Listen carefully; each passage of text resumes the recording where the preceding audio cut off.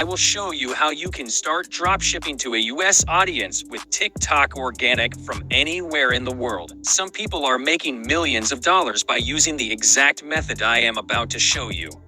First of all, why would we want to sell our products to a US audience, you may ask? Well, TikTok US is the easiest to grow on organically and get sales on, compared to other countries. Getting access to TikTok US might seem impossible for you if you are not from the US, but I am going to prove you wrong. You don't need a fancy VPN or a US address to get access. The only thing you need is a US SIM card. When I was trying to find one for my current dropshipping store, I was given the impression that they cost more than $50 by a quick Google search, until I was told where to look by a friend of mine. He told me that I could get one from 10 of eBay. So that's what I did. I went on eBay, and after only looking for 2 minutes, I found the right seller. I bought mine from Alex, who sells these SIM cards specifically to get access to TikTok US. It took only a week for the package to arrive. In order to get access to TikTok US, you need to install the SIM card into the phone you are gonna use it on,